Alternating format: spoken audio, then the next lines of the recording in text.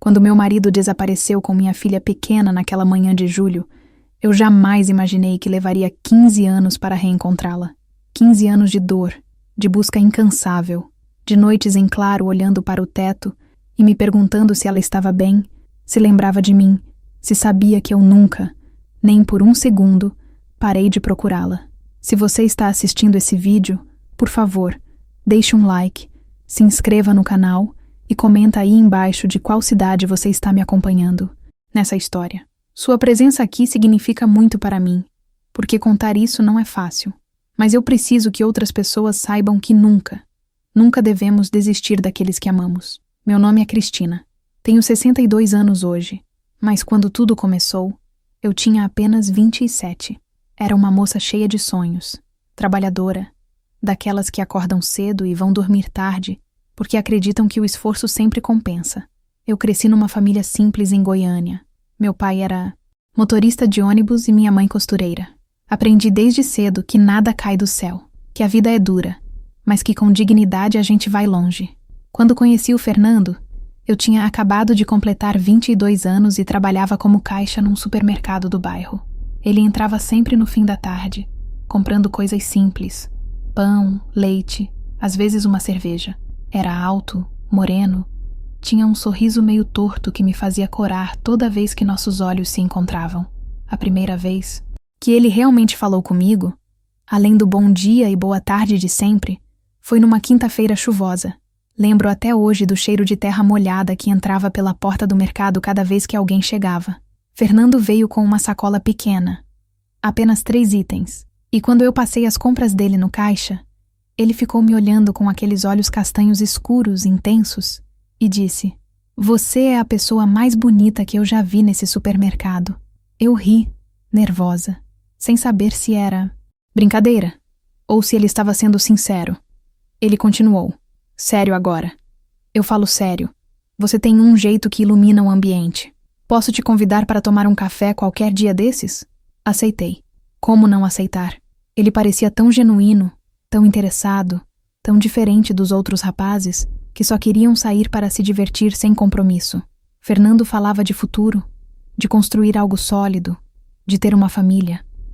No nosso primeiro encontro, num café simples perto da Praça Central, ele me contou que trabalhava como vendedor numa loja de materiais de construção, que morava sozinho num apartamento alugado pequeno, mas que sonhava em ter uma casa própria um dia. Me contou que tinha vindo do interior, de uma cidade pequena perto de Anápolis, que a mãe dele tinha morrido quando ele era adolescente e que o pai tinha formado outra família. Ele falou disso com uma tristeza nos olhos que me partiu o coração. "Eu quero construir a família que nunca tive, Cristina," ele disse, segurando minha mão sobre a mesa. "Quero ter filhos. Quero dar para eles tudo o que não tive. Quero uma esposa que seja minha companheira de verdade." Aquilo me tocou profundamente.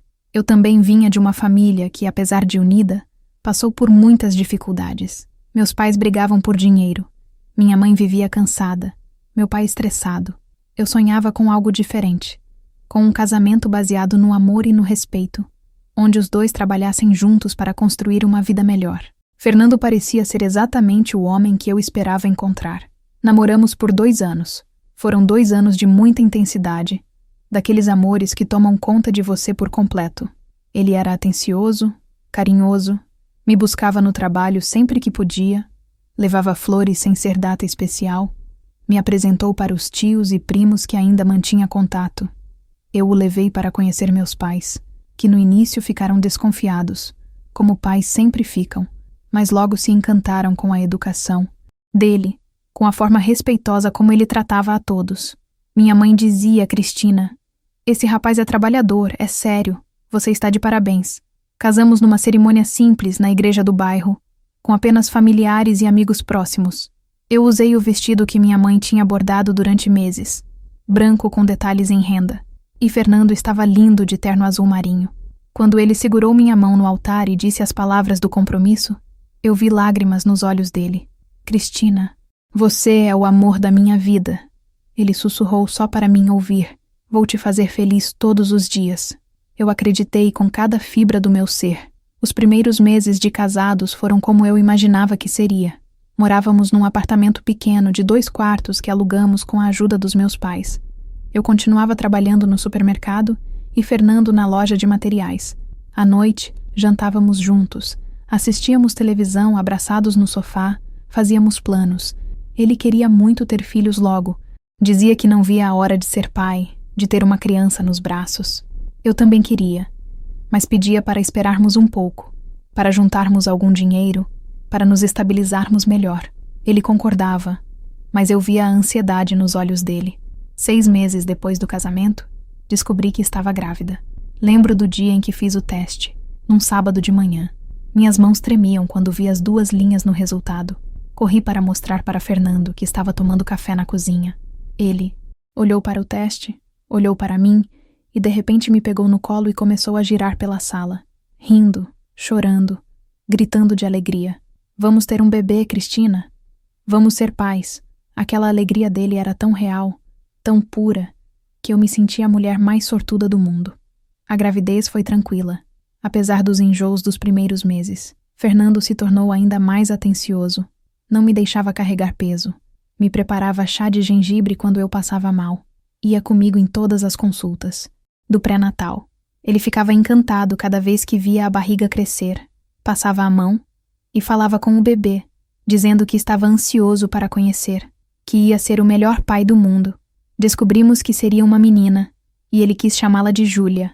Júlia, como a avó dele, a mãe que ele tinha perdido.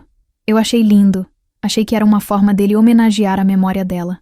Júlia nasceu numa manhã de primavera, depois de 12 horas de trabalho de parto, quando a enfermeira colocou aquele serzinho pequeno e vermelho nos meus braços.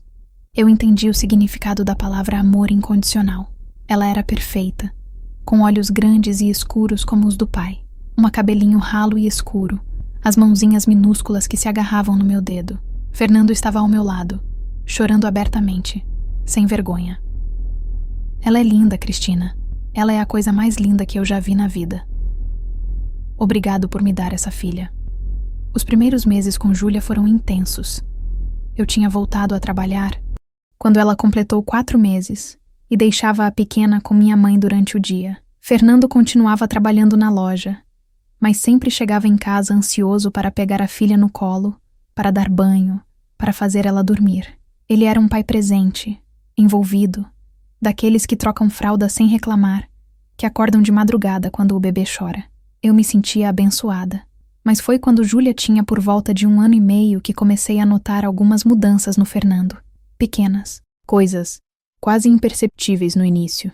Ele ficava mais tempo no telefone falando baixo, às vezes saindo para o corredor do prédio para atender. Quando eu perguntava quem era, ele dizia que era trabalho, que o chefe estava cobrando resultados, que estava estressado. Ele começou a chegar mais tarde em casa, sempre com desculpas sobre reuniões, sobre clientes difíceis, sobre trânsito. Eu acreditava, porque não tinha motivo para não acreditar. Fernando nunca tinha me dado razão para desconfiar dele. Com o tempo, essas pequenas mudanças foram se intensificando. Fernando ficou mais distante, mais calado. Às vezes eu o pegava olhando para o nada, perdido em pensamentos que ele não compartilhava comigo.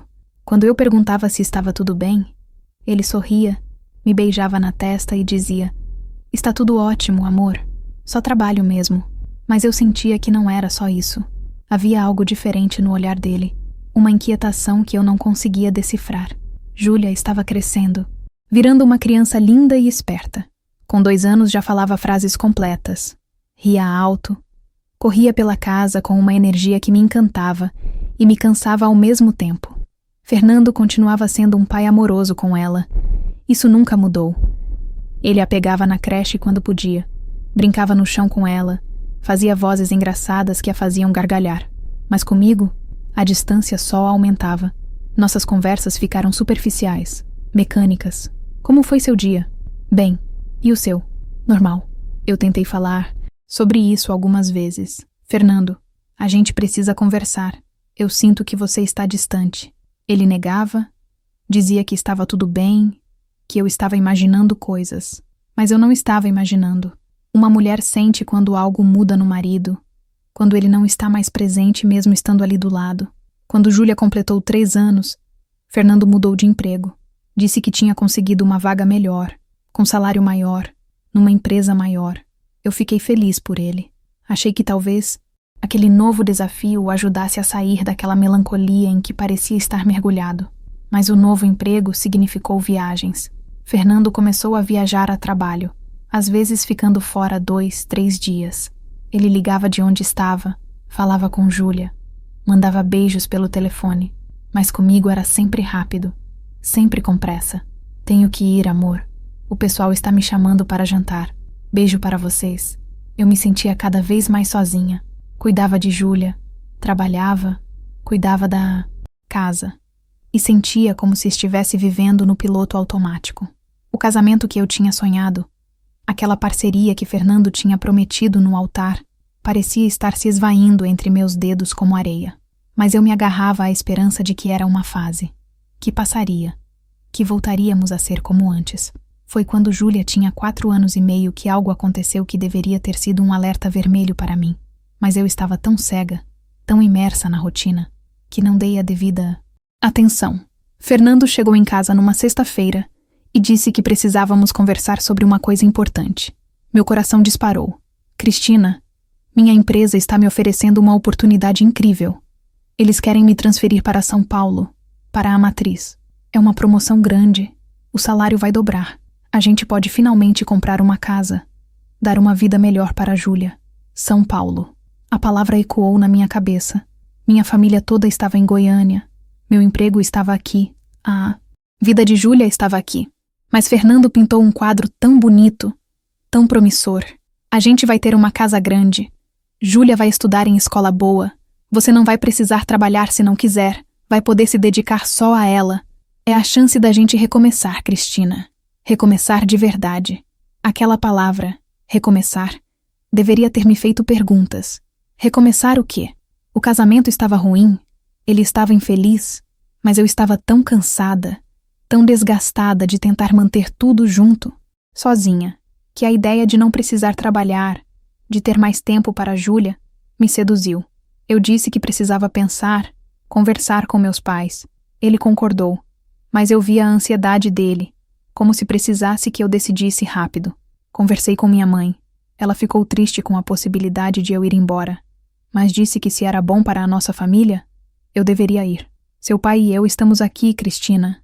Vamos sentir sua falta. Mas vocês precisam pensar no futuro de vocês e da Júlia. Meu pai foi mais reticente. Não sei, filha. Esse Fernando anda meio estranho, você não acha? Eu defendi o marido. Ele está só estressado, pai, com trabalho. Mas meu pai insistiu. Você tem certeza de que está tudo bem entre vocês? Eu menti para ele e para mim mesma. Está tudo bem, pai. É só uma fase. Acabei aceitando a mudança. Fernando ficou eufórico. Começou a fazer planos, a procurar casas em São Paulo pela internet, a falar sobre escolas para Júlia. Marcamos a mudança para...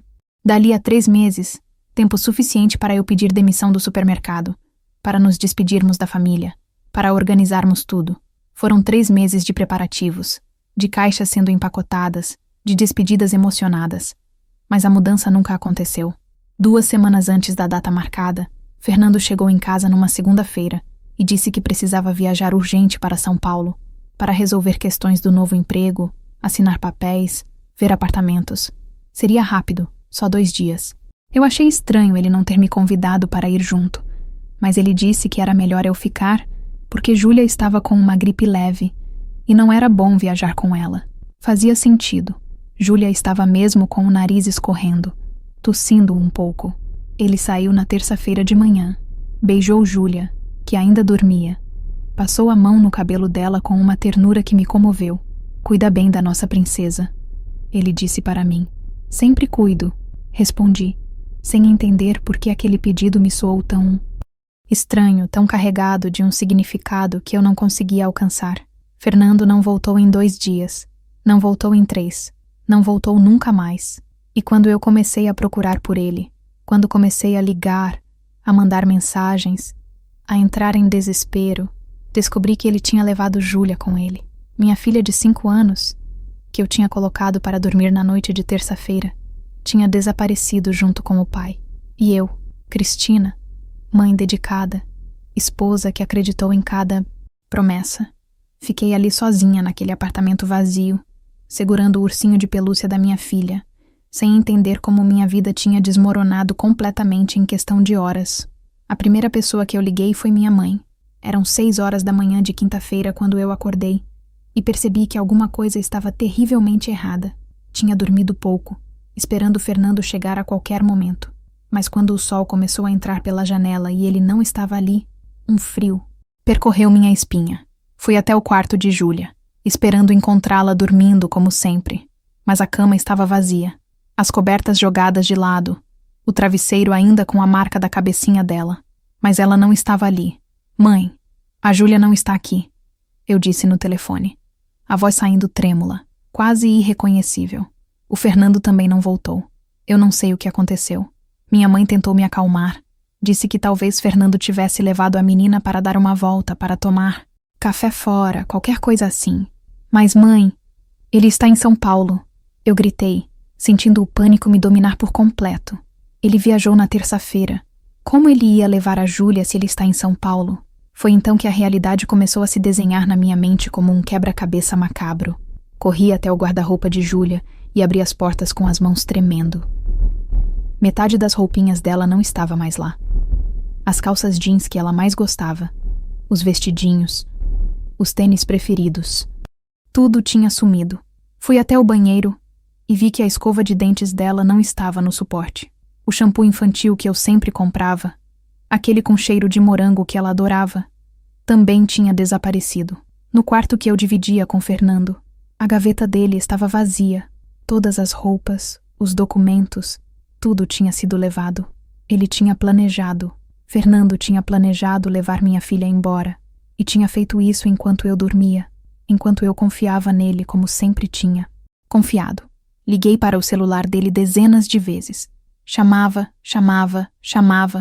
mas só dava na caixa postal. Mandei mensagens, centenas de mensagens. Fernando, onde você está? Por que você levou a Júlia? O que está acontecendo? Por favor, me responde. Eu estou desesperada. Nada. Silêncio absoluto. Meus pais chegaram em menos de meia hora.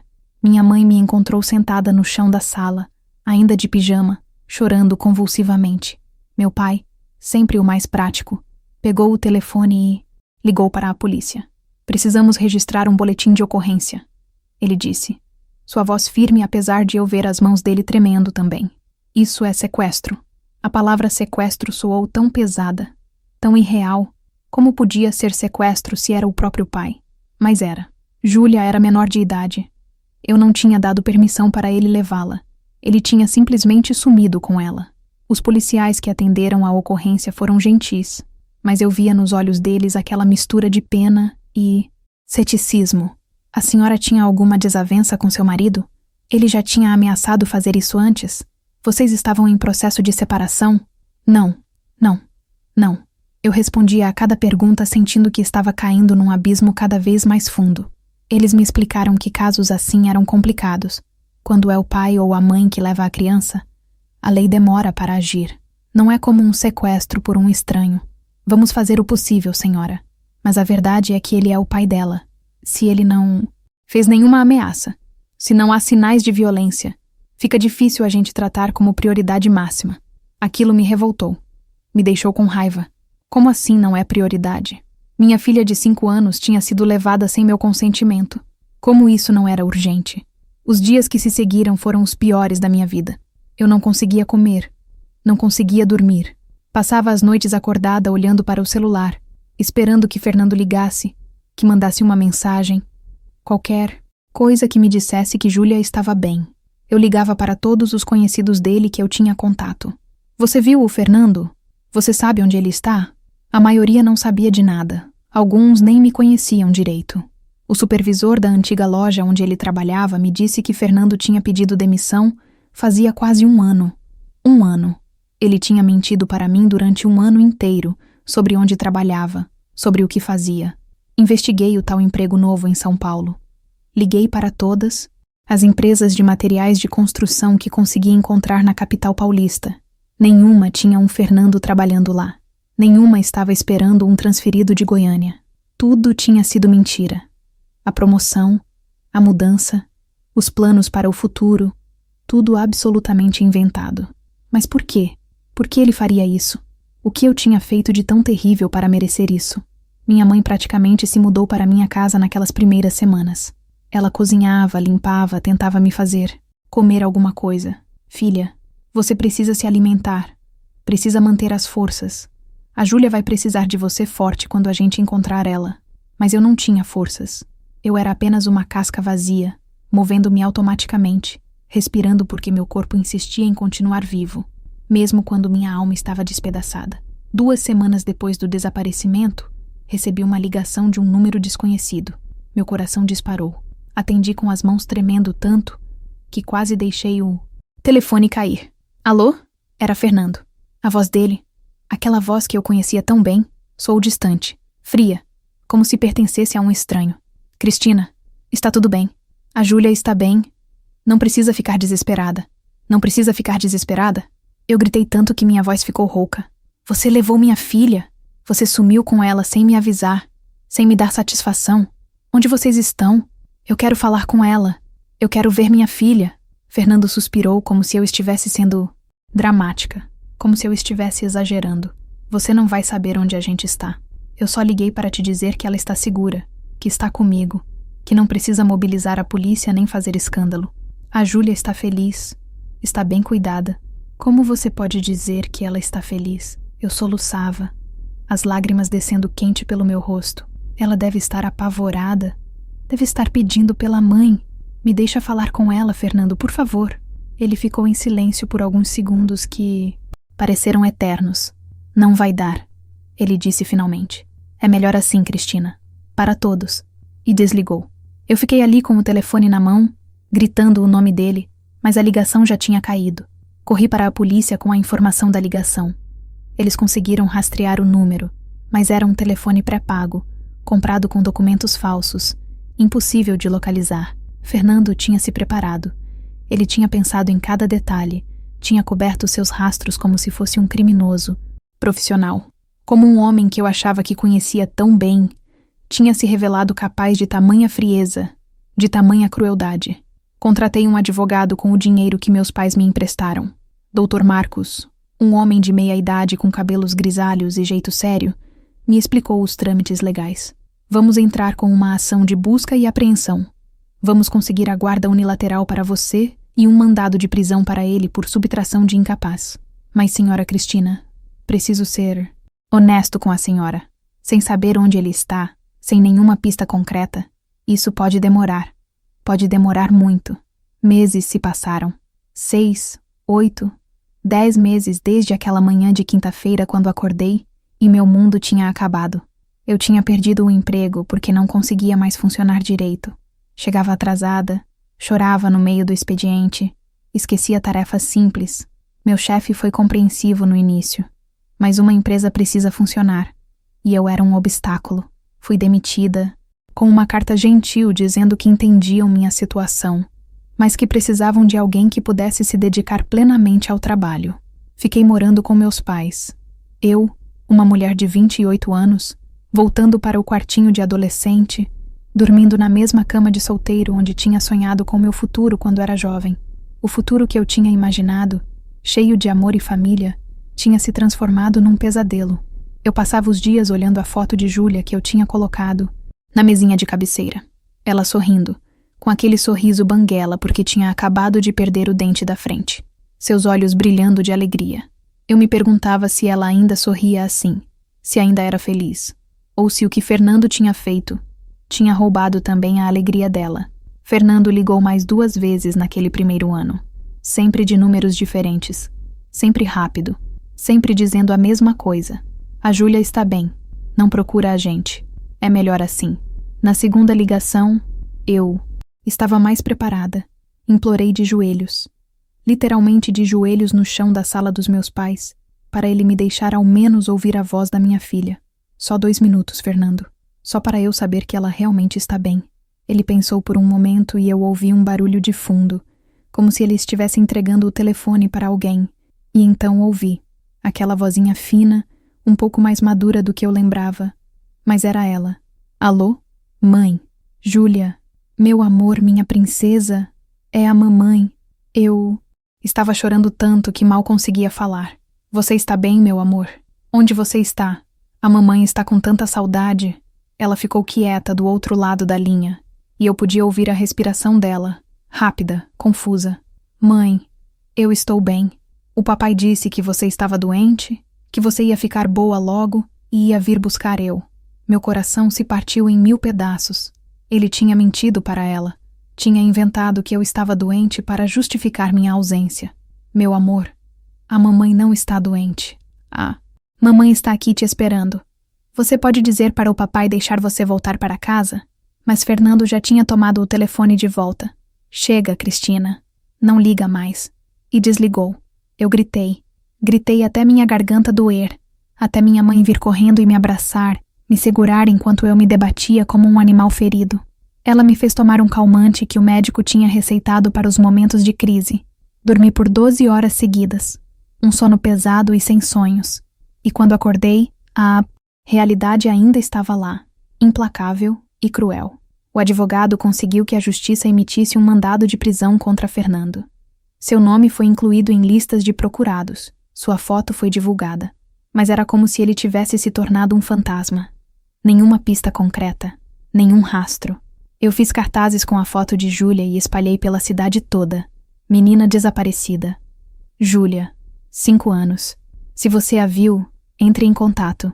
Coloquei meu telefone, o telefone dos meus pais, o telefone do advogado.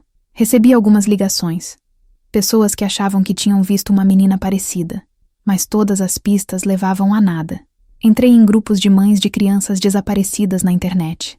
Ali encontrei outras mulheres vivendo o mesmo inferno que eu. Algumas tinham perdido filhos em sequestros reais. Outras em casos como o meu, onde o próprio pai ou a própria mãe tinha levado a criança.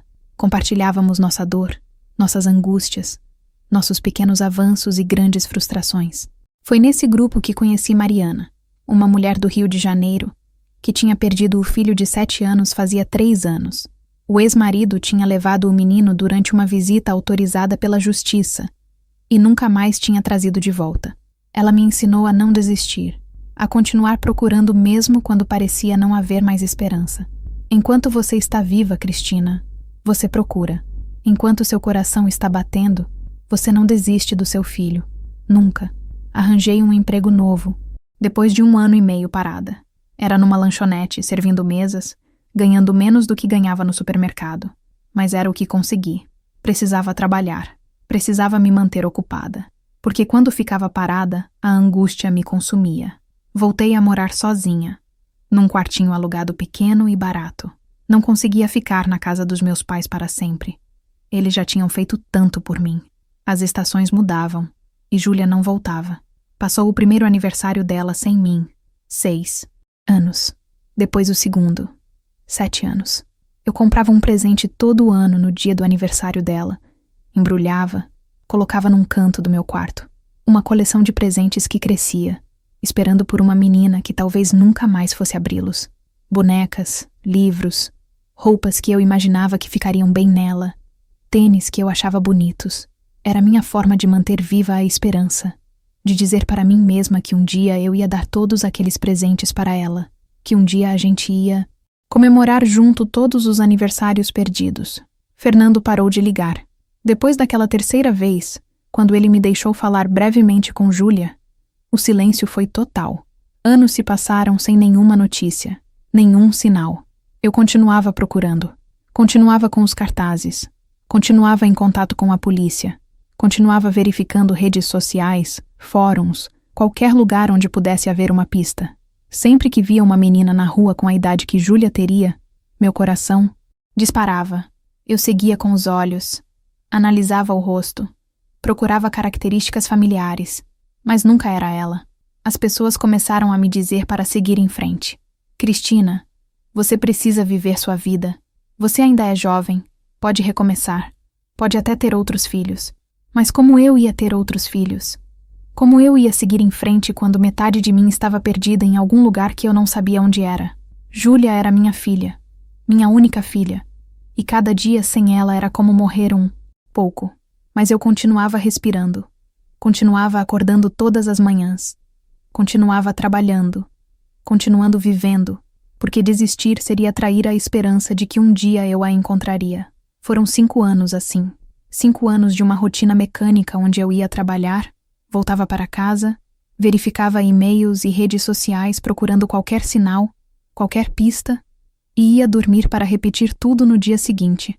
Eu tinha 33 anos e me sentia uma velha por dentro. Meu rosto no espelho mostrava olheiras profundas, rugas que não deveriam estar ali naquela idade. Um olhar vazio que assustava até a mim mesma. Minha mãe insistia para eu fazer terapia. Dizia que eu precisava de ajuda profissional para lidar com aquilo tudo. Tentei algumas vezes.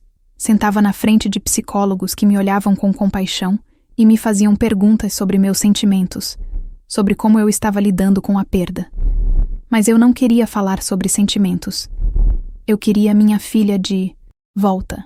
Depois de 3 ou 4 sessões com diferentes profissionais, eu desistia. Parecia perda de tempo e dinheiro que eu não tinha. Foi num dia comum de terça-feira, 7 anos depois do desaparecimento, que algo estranho aconteceu. Eu estava trabalhando na lanchonete, atendendo as mesas do horário de almoço, quando uma mulher entrou. Ela devia ter uns 50 anos, cabelos curtos tingidos de loiro, roupas simples mas limpas. Sentou numa mesa do canto e pediu um café com pão de queijo. Eu anotei o pedido e ia me afastar quando ela segurou meu braço. Você é a Cristina? Gelei. Olhei para ela sem entender. Sou, respondi desconfiada. Por quê? Ela olhou em volta, como se estivesse verificando se alguém estava prestando atenção na conversa. Eu conheci seu marido, ela disse baixinho. O Fernando. Meu coração começou a bater tão forte que eu achei que ia desmaiar ali mesmo. Senta aqui, por favor, ela pediu, indicando a cadeira vazia na frente dela. Eu olhei para o dono da lanchonete, que acenou com a cabeça dando permissão. Sentei com as pernas bambas, as mãos suando frio. Você sabe onde ele está? Eu perguntei, minha voz saindo num sussurro urgente. Você viu minha filha? A mulher respirou fundo, como se estivesse reunindo coragem. Eu me chamo Regina. Eu morei no mesmo prédio que eles durante quase 3 anos, em Curitiba. Fernando se apresentava como viúvo. Dizia que a esposa tinha morrido num acidente e que estava criando a filha sozinho. As palavras dela caíram sobre mim como um balde de água gelada. Viúvo. Ele tinha dito que eu estava morta.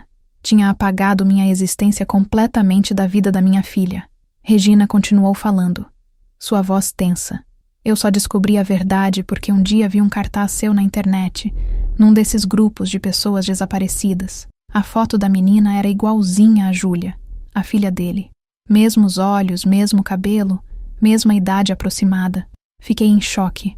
Comecei a investigar por conta própria, com cuidado. E descobri que Fernando tinha mentido sobre tudo. O nome dele nem era Fernando. Ele usava documentos falsos. Eu não conseguia processar aquilo tudo. Minha cabeça girava.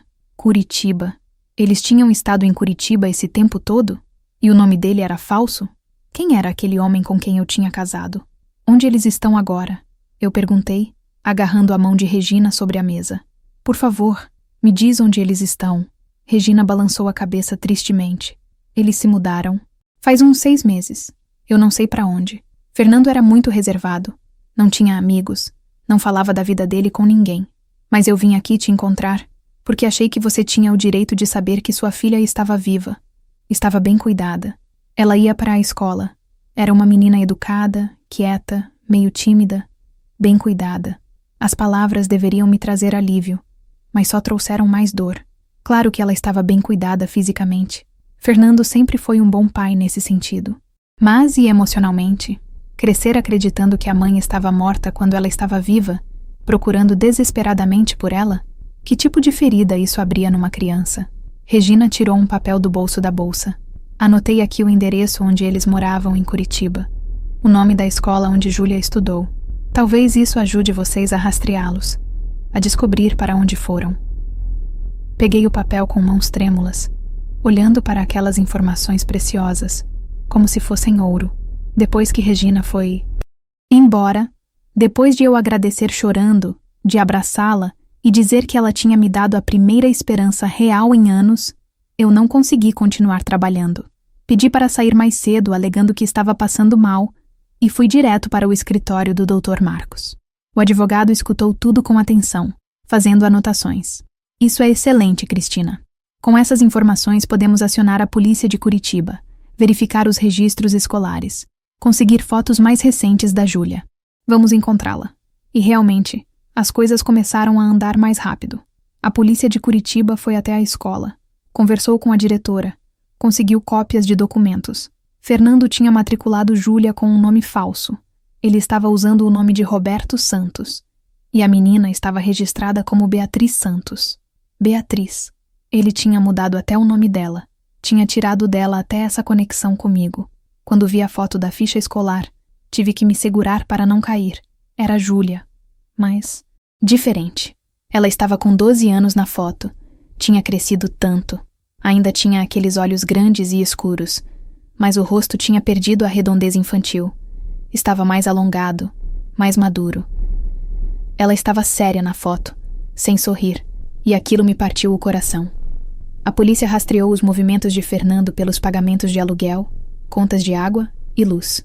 Descobriram que ele tinha trabalhado num depósito de materiais de construção, usando documentos falsificados. O rastro levava até 6 meses atrás, como Regina tinha dito, e depois desaparecia. Era como se eles tivessem evaporado. Mas pelo menos agora eu sabia que Júlia estava viva, que ela tinha estado bem fisicamente, que tinha frequentado a escola. Era mais do que eu tinha em 7 anos. Eu comecei a fazer viagens regulares para Curitiba, pegava ônibus no fim de semana, gastava o pouco dinheiro que tinha e percorria a cidade mostrando a foto de Júlia para as pessoas. Você já viu essa menina? Você conhece um homem chamado Roberto ou Fernando com uma filha adolescente? A maioria das pessoas balançava a cabeça. Algumas olhavam com pena.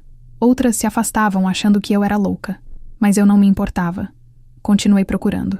Foi durante uma dessas viagens, quase 1 ano depois do encontro com Regina, que tive um pressentimento estranho. Eu estava numa praça perto da antiga escola de Júlia, sentada num banco, cansada depois de horas caminhando pela vizinhança.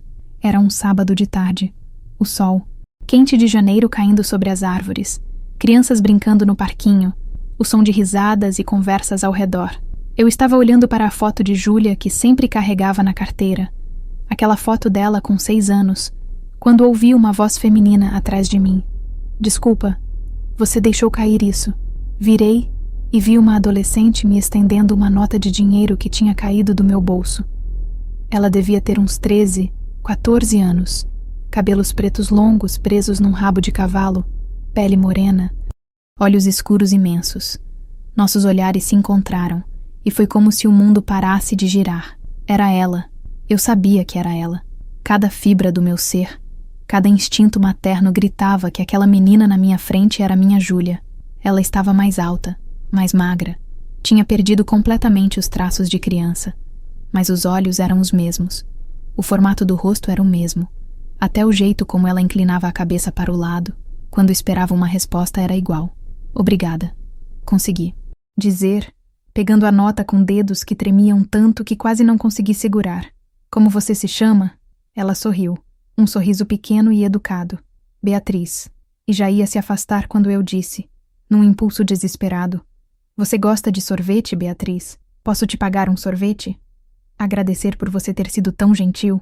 Ela hesitou, olhando para trás como se procurasse alguém. Eu não deveria. Meu pai não gosta que eu fale com estranhos.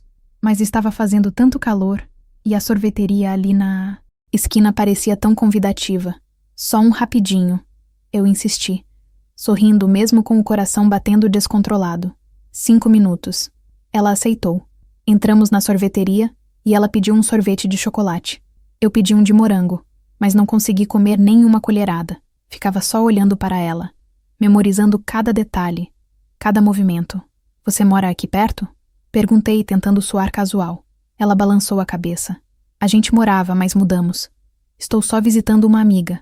Para onde vocês se mudaram? Ela me olhou com um pouco de desconfiança agora. Por que você quer saber? Percebi que estava sendo óbvia demais, assustando ela. Desculpa, eu disse. Sou só muito curiosa. É que você me lembra alguém muito especial. Ela deu de ombros, lambendo o sorvete. Todo mundo fala isso. Que eu lembro alguém. Ficamos em silêncio por alguns momentos. Então perguntei, minha voz saindo mais trêmula do que eu gostaria. Você sempre se chamou Beatriz? Ela me olhou estranhamente. Claro, que eu me chamaria de outro nome. E então, de repente, ela olhou para o relógio de parede da sorveteria e se levantou rapidamente. Tenho que ir. Meu pai vai ficar preocupado. Obrigada pelo sorvete. Espera, eu disse, levantando também. Minha voz mais alta do que pretendia. Só mais uma coisa. Sua mãe, onde ela está? O rosto dela mudou completamente. A expressão aberta e amigável desapareceu, substituída por algo duro, quase hostil. Minha mãe morreu quando eu era pequena e saiu da sorveteria praticamente correndo, me deixando ali parada no meio da loja com o coração sangrando. Eu a segui. Sei que não deveria. Sei que poderia ter assustado ela ainda mais, mas não consegui me controlar. Mantive distância. Vi quando ela entrou num prédio a 3 quadras dali. Anotei o endereço. Fiquei ali parada na calçada oposta, olhando para aquele prédio como se fosse conseguir ver através das paredes, como se fosse conseguir alcançar minha filha, apenas com a força do meu amor. Quando escureceu, voltei para a rodoviária e peguei o ônibus de volta para Goiânia. Na segunda-feira de manhã, bem cedo, fui direto para o escritório do Dr. Marcos. Contei tudo, dei o endereço do prédio. Ele ficou eufórico. Cristina, vamos acionar a polícia agora mesmo. Vamos conseguir um mandado, vamos buscá-la. Mas eu pedi para ele ter cuidado. Dr. Marcos, ela não sabe quem eu sou. Para ela, eu estou morta. Se a polícia chegar lá de repente, se tirarem ela do Fernando à força, vai ser um trauma. Precisa ser feito com cuidado. Ele concordou. Vamos fazer tudo certinho. Vamos acionar assistentes sociais, psicólogos. Mas vamos trazê-la de volta para você. Levou 2 semanas para todos os trâmites legais serem resolvidos. 2 semanas que pareceram 2 anos. Eu mal dormia, mal comia. Só pensava em Júlia. Minha Júlia, que agora se chamava Beatriz, que acreditava que eu estava morta, que tinha sido criada numa mentira durante todos esses anos. Como ela ia reagir? Quando descobrisse a verdade? Será que ia me odiar? Será que ia me culpar por não tê-la encontrado antes? Na manhã da operação, eu estava junto com o Dr. Marcos e uma equipe de policiais e assistentes sociais. Fomos até o prédio, subimos até o apartamento. Quando bateram na porta, quem atendeu foi Fernando. Ele tinha envelhecido, o cabelo começando a ficar grisalho nas têmporas, rugas ao redor dos olhos. Quando me viu ali, parada atrás dos policiais, a cor sumiu do rosto dele. Ele não disse nada, só ficou olhando como se estivesse vendo um fantasma. Roberto Santos, ou Fernando, ou seja lá qual é seu nome verdadeiro, disse o policial. Você está preso por subtração de incapaz e falsidade ideológica. E virou para dentro do apartamento. Júlia, tem alguém aqui que quer falar com você. Ela apareceu na porta do quarto, vestindo um pijama rosa, o cabelo despenteado de quem acabou de acordar. Quando me viu, franziu a testa confusa. Você? A moça do sorvete? O que está fazendo aqui? E então viu os policiais. Viu o pai algemado e começou a gritar. O que vocês estão fazendo com meu pai?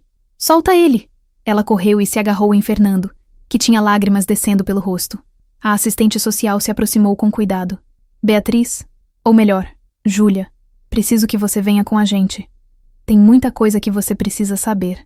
O que aconteceu depois foi uma confusão de gritos, choros, explicações que não faziam sentido para ela.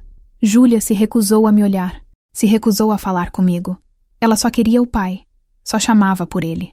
Fernando foi levado para a delegacia e Júlia foi levada para um abrigo temporário enquanto a justiça definia a situação. Eu não podia simplesmente levá-la para casa. Ela precisava de acompanhamento psicológico. Precisava entender o que tinha acontecido. Precisava processar o fato de que a vida inteira dela tinha sido uma mentira. Os primeiros encontros com ela foram devastadores.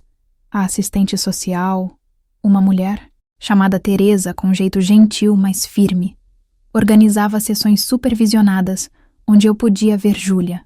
Ela ficava sentada numa cadeira com os braços cruzados, o rosto fechado, se recusando a me olhar nos olhos. Eu tentava conversar, tentava explicar, mas cada palavra que saía da minha boca parecia a deixar mais furiosa. Você não é minha mãe, ela dizia com uma voz fria que me cortava como navalha. Minha mãe morreu. Você é uma estranha que está tentando me separar do meu pai. Eu implorava, chorava, mostrava fotos antigas, Mostrava o ursinho de pelúcia que ela tinha deixado para trás quando tinha 5 anos.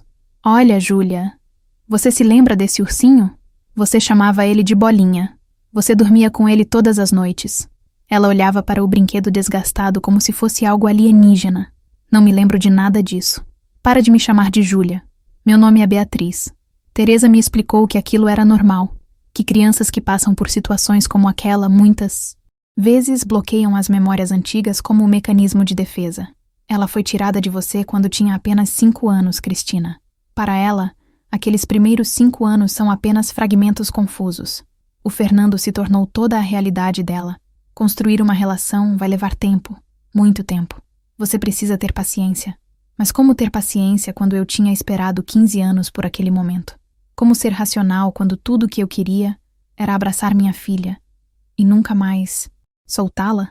Fernando ficou preso aguardando o julgamento. O advogado dele tentou argumentar que ele tinha feito tudo por amor, que tinha medo de perder a filha numa disputa de guarda, que tinha agido de forma desesperada, mas nunca tinha machucado a menina.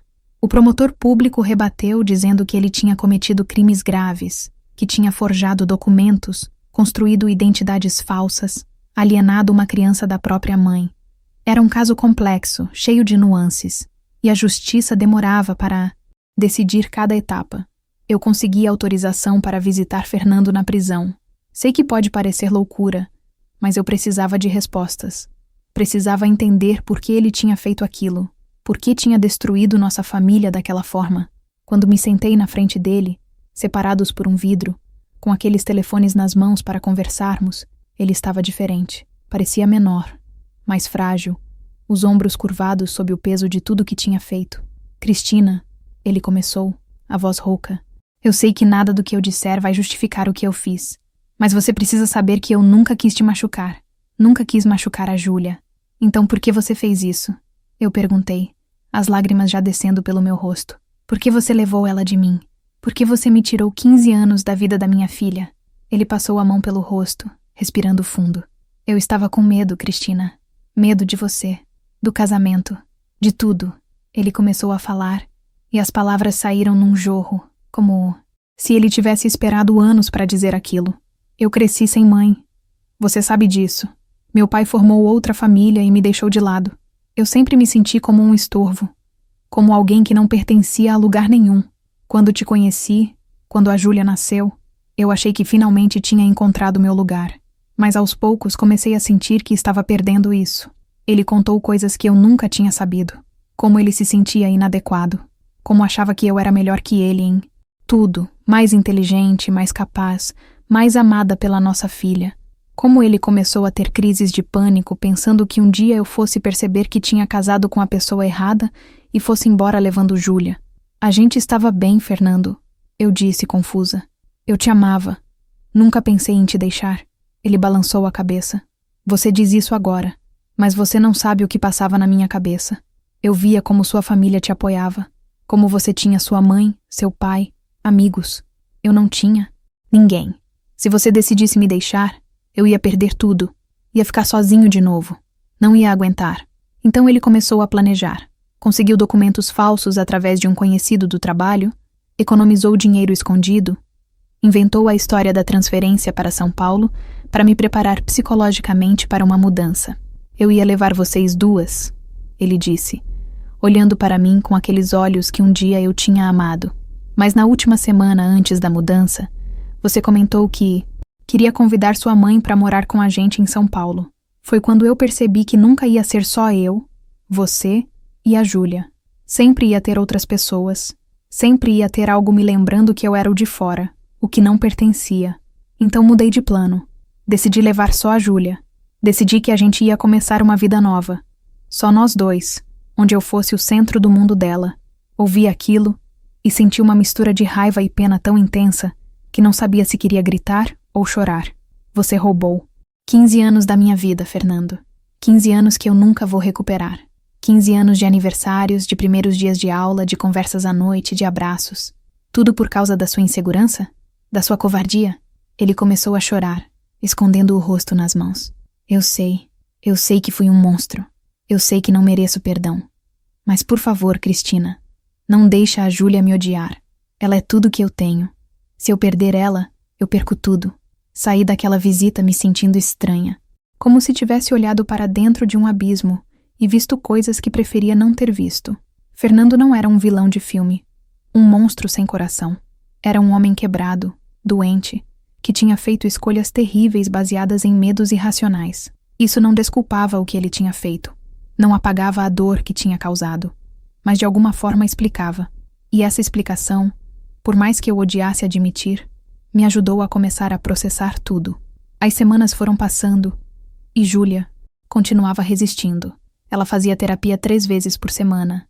Tinha aulas com uma psicóloga especializada em trauma infantil. Aos poucos, com o trabalho cuidadoso da terapeuta, ela começou a recuperar algumas memórias da infância. Lembrou do apartamento onde morávamos, de brincar no parquinho perto de casa, do cheiro da comida que minha mãe fazia. Mas essas memórias vinham acompanhadas de muita confusão e dor. Ela tinha construído uma vida inteira acreditando numa versão dos fatos, e agora precisava desconstruir tudo isso. Era como desmontar um quebra-cabeça e tentar remontar com peças completamente diferentes. Um dia, durante uma das sessões supervisionadas, algo mudou. Eu tinha levado um álbum de fotos antigo, com fotos dela bebê, da nossa família, do nosso casamento. Ela estava olhando as fotos com aquela expressão fechada de sempre quando parou numa foto específica. Era uma foto de mim segurando ela no colo. Ela devia ter uns 3 anos. Estávamos no parque, o sol batendo nos nossos rostos, as duas sorrindo. Júlia tocou a foto com os dedos, bem de leve, e sussurrou algo que eu quase não ouvi. Eu lembro disso. Lembro desse dia. Você tinha comprado algodão doce para mim e eu lambuzei seu rosto todo. Meu coração quase parou. Sim, eu disse baixinho, com medo de quebrar aquele momento frágil. Você era tão arteira. Lambuzou meu rosto, seu rosto, até o banco ficou grudento. Ela olhou para mim pela primeira vez em semanas. Realmente olhou. E vi lágrimas nos olhos dela. Por que você não veio me buscar antes? Por que demorou tanto? A voz dela estava carregada de dor, de acusação, mas também de algo que poderia ser o início de compreensão. Eu tentei, meu amor, eu disse, chorando também. Eu procurei por você todos os dias durante 15 anos. Eu nunca parei de procurar. Eu nunca desisti de você. Aquela foi a primeira pequena rachadura na parede que ela tinha construído. Não significa que tudo ficou bem de repente. Ainda levou meses de terapia, de conversas difíceis, de avanços e retrocessos. Tinha dias que ela parecia estar progredindo, começando a me aceitar, e no dia seguinte voltava a me rejeitar, dizendo que queria viver com o pai, que eu não tinha o direito de tirá-la dele. A terapeuta explicou que era normal, que crianças em situações de alienação parental passam por um processo muito complicado de reconstrução de vínculos. O julgamento de Fernando aconteceu 8 meses depois da operação que o prendeu. Ele foi condenado a 6 anos de prisão por subtração de incapaz, falsidade ideológica e uso de documentos falsos. Júlia ficou desolada com a notícia. Mesmo já entendendo racionalmente o que o pai tinha feito, mesmo já tendo reconstruído parte da relação comigo, ela ainda o amava profundamente. E eu precisei engolir minha raiva e minha dor para ajudá-la a lidar com aquilo. Explicar que o pai tinha errado, que precisava pagar pelas consequências dos atos dele, mas que isso não significava que ele não a amava, ou que ela precisava parar de amá-lo. A justiça me concedeu a guarda total de Júlia. Ela tinha direito a visitar o pai na prisão 1 vez por mês, sempre acompanhada de uma assistente social. Foram visitas difíceis para ela, para mim, para todos nós. Ver minha filha abraçar o homem que tinha me roubado dela durante 15 anos era uma tortura. Mas eu sabia que se eu a impedisse daquelas visitas, se eu colocasse ela para escolher entre nós dois, ia perdê-la de novo. Dessa vez não fisicamente, mas emocionalmente. Levei Júlia para morar comigo em Goiânia. Consegui um apartamento melhor com a ajuda dos meus pais, num bairro bom, perto de uma escola.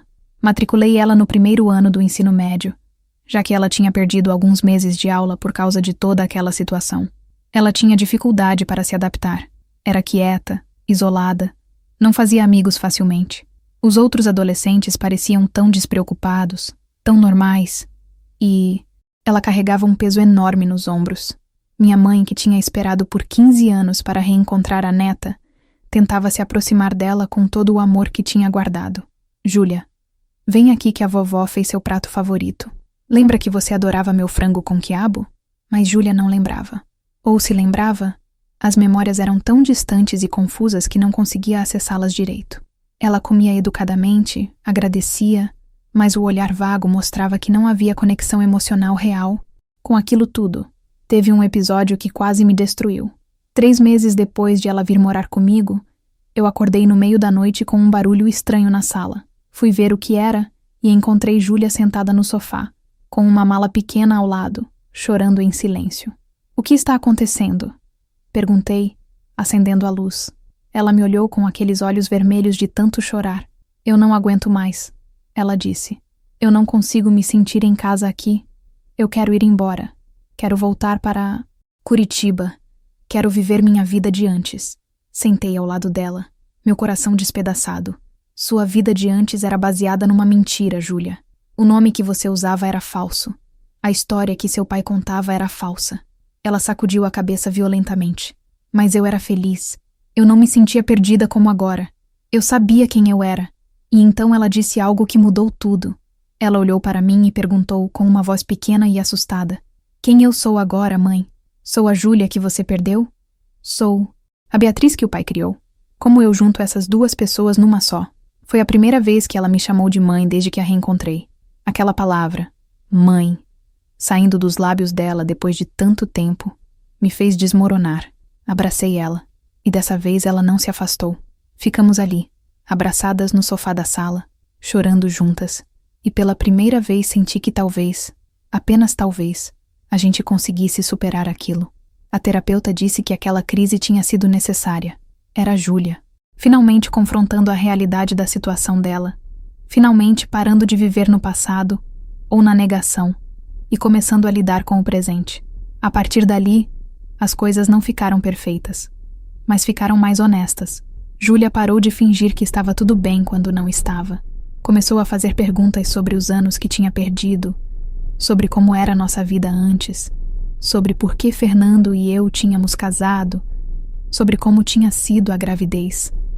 Eram perguntas difíceis, algumas vezes dolorosas de responder, mas eu respondia com a verdade, sempre com a verdade. Aos poucos, muito devagar, começamos a construir algo novo. Não era a relação mãe e filha que eu tinha sonhado. Não era aquele vínculo que tinha sido interrompido quando ela tinha 5 anos. Era algo diferente, algo que precisava ser criado do zero, com muito esforço, muita paciência, muito amor de ambas as partes. Júlia começou a me contar coisas sobre os anos que tinha passado com Fernando, como eles se mudavam muito, sempre vivendo com medo de serem encontrados, como ele a ensinava em casa nos primeiros anos, antes de inventar documentos falsos para matriculá-la numa escola, como ele era carinhoso, mas também controlador, nunca a deixando fazer amizades profundas, sempre atento a qualquer coisa que pudesse expor a verdade. Ele tinha amor por mim, ela disse um dia. Estava fazendo seu dever de casa na mesa da cozinha enquanto eu preparava o jantar. Mas era um amor sufocante. Ele tinha medo de tudo. Medo de eu ser sequestrada. Medo de eu fugir. Medo de perder eu. Vivia me dizendo que era nós dois contra o mundo. Que só podíamos confiar um no outro. Ouvir aquilo me partiu o coração. Fernando tinha projetado todas as suas inseguranças e medos na vida dela. Tinha criado uma bolha onde só eles dois existiam. Não era uma vida saudável. Não era o que uma criança merecia. Mas era a única vida que ela tinha conhecido por 15 anos. Ele tinha amor por mim. Ela disse um dia, estava fazendo seu dever de casa na mesa da cozinha, enquanto eu preparava o jantar. Mas era um amor sufocante. Ele tinha medo de tudo. Medo de eu ser sequestrada. Medo de eu fugir. Medo de perder eu. Vivia me dizendo que era nós dois contra o mundo. Que só podíamos confiar um no outro. Ouvir aquilo me partiu o coração. Fernando tinha projetado todas as suas inseguranças e medos na vida dela. Tinha criado uma bolha onde só eles dois existiam. Não era uma vida saudável. Não era o que uma criança merecia, mas era a única vida que ela tinha conhecido por 15 anos. Hoje, 3 anos depois de reencontrar Júlia, eu posso dizer que ainda estamos construindo nossa relação, tijolo por tijolo, dia após dia. Ela tem 18 anos agora, está terminando o ensino médio. fazendo planos para a faculdade. Tem namorado, um rapaz gentil chamado Lucas, que conheceu na escola e que ela trouxe para jantar em casa no mês passado. Ver ela rindo na mesa, apresentando o menino para minha mãe, fazendo piadas, sendo uma adolescente normal, me enche os olhos de lágrimas toda vez. São lágrimas de alegria, mas também de luto pelos anos que perdemos, pelas experiências que nunca vamos compartilhar, pelos aniversários, pelas conversas, por tudo que Fernando nos roubou. Fernando foi solto da prisão depois de cumprir 4 anos da sentença de 6, por bom comportamento. Júlia quis vê-lo assim que soube da soltura. Eu tinha medo daquele encontro, medo de que ela decidisse ir embora com ele de novo, medo de perder tudo que tínhamos construído. Mas a terapeuta me ajudou a entender que eu precisava confiar nela. Precisava confiar no trabalho que tínhamos feito juntas durante aqueles 3 anos. Se você prender ela agora, Cristina, você vai repetir o mesmo erro que o Fernando cometeu. Você vai sufocá-la por medo de perdê-la. Precisa deixá-la livre para fazer suas escolhas. O encontro aconteceu num café neutro, com a presença da terapeuta. Eu não fui. Achei que seria melhor dar aquele espaço para eles. Júlia me contou depois como foi. Ela disse que Fernando estava diferente. Mais magro, mais velho, com uma tristeza nos olhos que ela nunca tinha visto antes. Ele pediu desculpas, chorou, disse que se arrependia de tudo que tinha feito, que entendia se ela nunca mais quisesse vê-lo. Júlia me disse que sentiu pena dele, que ainda o amava apesar de tudo, mas que também tinha raiva, muita raiva. Eu disse para ele que o que ele fez foi errado, mãe. Disse que ele destruiu minha infância, minha relação com você, minha identidade. Disse que eu tinha perdido anos tentando entender quem eu era por causa das mentiras dele. E sabe o que ele respondeu? Que sabia disso, que carregava essa culpa todos os dias, que não esperava ser perdoado. Ela continua vendo Fernando de vez em quando, não com a frequência que ele gostaria, mas o suficiente para manter algum tipo de vínculo. Eu fiz as pazes com isso. Não é fácil. Nunca. Vai ser fácil. Mas entendi que Júlia precisa resolver a relação dela com o pai do jeito dela, no tempo dela. Meu papel não é colocá-la contra ele. Não é fazer ela escolher. Meu papel é estar aqui, sempre, sendo o porto seguro que ela pode voltar quando precisar. A relação com minha mãe também melhorou muito. Júlia começou a ir na casa da vovó aos sábados para aprender a cozinhar. Minha mãe, com aquela paciência infinita que só as avós têm, ensina receitas antigas, conta histórias da família, mostra fotos de quando eu era criança. Aos poucos, Júlia está construindo essas pontes com o passado que foi roubado dela. Está criando memórias novas que se misturam com fragmentos das antigas. Outro dia ela me ligou da casa da minha mãe dizendo: Mãe, eu lembrei de uma coisa. Lembrei que a vovó fazia um bolo de fubá que eu adorava. Eu devia ter uns 4 anos. Lembro do cheiro saindo do forno. Lembro de ficar na ponta dos pés tentando espiar. A voz dela estava cheia de emoção, de surpresa, como se tivesse encontrado um tesouro perdido. E era exatamente isso. Cada memória recuperada era um tesouro, um pedacinho dela que voltava para casa. A terapia continua. Júlia ainda vai 1 vez por semana e eu vou a cada 15 dias. Minha terapeuta, diferente da de Júlia, me ajuda a lidar com a culpa que carrego. Por mais racional que eu seja, por mais que todo mundo me diga que não foi minha culpa, tem uma parte de mim que ainda se pergunta se eu poderia ter feito algo diferente. Se eu tivesse prestado mais atenção nos sinais, se eu tivesse confrontado Fernando antes, se eu tivesse sido menos confiante, talvez nada daquilo tivesse acontecido. Doutora Silvia sempre me corrige quando eu falo assim: Cristina, você foi vítima de um homem que planejou um crime durante meses, talvez anos. Você confiou no seu marido porque é isso que se faz num casamento saudável. Você não tem culpa alguma, mas a culpa não é racional.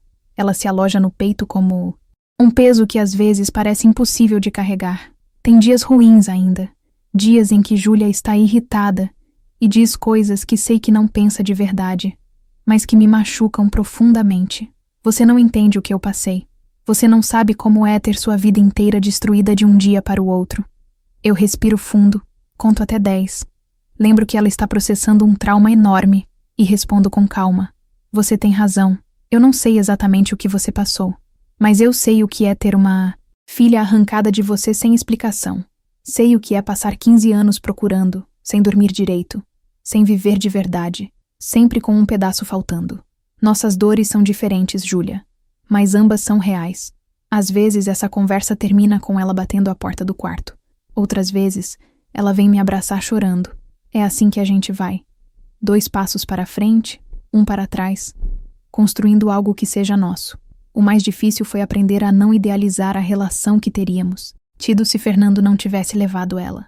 Eu passava horas imaginando como seria, como estaríamos próximas, como ela me contaria seus segredos de adolescente, como eu trançaria o cabelo dela, como estaríamos rindo juntas. Mas a terapeuta me ajudou a ver que essas fantasias só me machucavam mais. A Júlia que você perdeu não existe mais, Cristina. Ela teria crescido e mudado de qualquer forma. A pessoa na sua frente é a Júlia real, com tudo que ela passou, com toda a bagagem que ela carrega. É com essa Júlia que você precisa construir uma relação, não com a versão idealizada que vive na sua cabeça. Foi libertador, de certa forma, soltar aquela fantasia e abraçar a realidade, por mais imperfeita que fosse. Voltei a trabalhar, dessa vez num escritório de contabilidade. Não é o emprego dos sonhos, mas paga as contas, me mantém ocupada, me dá uma rotina. Tenho colegas que se tornaram amigas, mulheres que ouviram minha história e me apoiaram sem julgamento. Uma delas, Marilda, também passou por um divórcio difícil e perdeu a guarda dos filhos por alguns anos. A gente almoça junto quase todo dia, divide as angústias, divide também as pequenas vitórias. Quando Júlia tirou nota máxima na prova de matemática, Marilda comemorou comigo como se fosse filha dela. Quando Júlia brigou comigo e disse que queria morar sozinha, Marilda me segurou enquanto eu chorava no banheiro do escritório. Essas amizades me salvaram de muitas formas. Me lembraram que eu não era só a mãe da Júlia, não era só a vítima daquela história. Eu era Cristina, uma mulher inteira, com sonhos próprios, com valor próprio. Tenho pensado muito sobre perdão ultimamente. Perdoar Fernando parece impossível. O que ele fez foi cruel demais, egoísta demais, destruidor demais. Mas carregar raiva é como beber veneno esperando que o outro morra.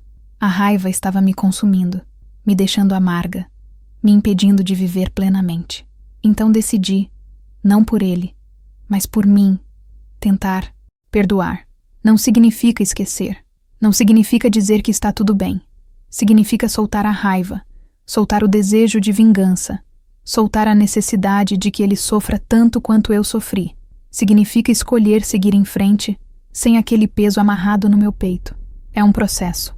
Um perdão que preciso renovar quase todos os dias, mas estou tentando.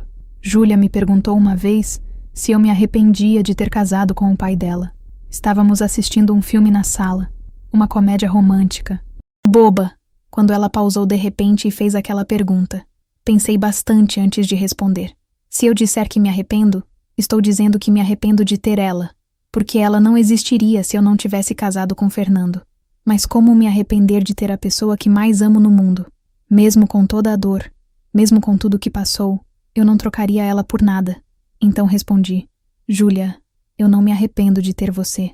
Você é a melhor coisa que já me aconteceu. Me arrependo de não ter visto quem seu pai realmente era. Me arrependo de ter confiado tanto sem questionar. Mas você eu escolheria de novo em qualquer vida, em qualquer circunstância. Ela ficou quieta por um momento. Depois voltou a dar play no filme, mas eu vi ela limpando uma lágrima com a manga da blusa. Minha vida hoje é simples, mas é minha. Acordo cedo, tomo café com Júlia quando ela está em casa, vou trabalhar, volto, faço janta. Às vezes a gente assiste algo juntas, às vezes ela sai com os amigos. Nos fins de semana vou na casa dos meus pais. Júlia às vezes vai junto, às vezes prefere ficar em casa estudando ou com o namorado. É uma vida comum, sem grandes emoções. Mas depois de tudo que passei, comum é o que eu mais queria. Comum é um presente que eu aprendi a valorizar. Se você está assistindo esse vídeo e está passando por algo parecido, se seu filho foi levado por um ex, se você perdeu contato com alguém que ama, eu quero que saiba uma coisa. Não desista. Nunca, nunca desista. Eu procurei por 15 anos. 15 anos que pareceram uma vida inteira. 15 anos de dor e desespero e noites sem dormir. Mas eu encontrei minha filha. Não foi o reencontro dos sonhos. Não foi aquele abraço de novela onde tudo se resolve. Foi difícil, foi doloroso. Ainda é difícil e doloroso, mas ela está aqui, está viva, está comigo, e estamos construindo algo juntas. Isso é o que importa. Aprendi também que amor não é posse. Fernando achava que amava Júlia, mas o que ele sentia era possessividade, medo de perder, necessidade de controlar. Amor de verdade é querer o melhor para a pessoa, mesmo quando isso não inclui você. É deixar ela voar, é confiar, é estar presente sem sufocar. Estou aprendendo a amar Júlia dessa forma, a soltá-la quando preciso, a segurá-la quando ela precisa, a respeitar as escolhas dela mesmo quando não concordo. É o tipo de amor que dói, que exige renúncia, mas é o único tipo de amor que constrói pontes em vez de prisões. Outro dia, Júlia estava mexendo numa caixa velha no armário e encontrou o ursinho de pelúcia, aquele bolinha que ela tinha deixado para trás quando tinha 5 anos. Ela ficou olhando para ele por um longo tempo, passando a mão no pelo desgastado, nos olhos de botão que estavam meio soltos. Esse era meu? Ela perguntou. Era, respondi, tentando controlar a emoção. Você dormia com ele todas as noites. Chamava ele de bolinha. Ela sorriu. Um sorriso meio triste, meio nostálgico. Posso ficar com ele? Claro que pode, meu amor. Sempre foi seu. Ela levou o ursinho para o quarto, e quando fui dar boa noite mais tarde, vi que ela tinha colocado ele na cabeceira da cama. É uma coisa pequena, talvez sem importância para outra pessoa, mas para mim foi enorme. Foi ela reconectando com aquela criança de 5 anos que ela foi. Foi ela aceitando que aquela parte da história dela também importa. Não sei como vai ser o futuro. Júlia quer estudar psicologia. Diz que quer ajudar outras crianças que passaram por traumas parecidos.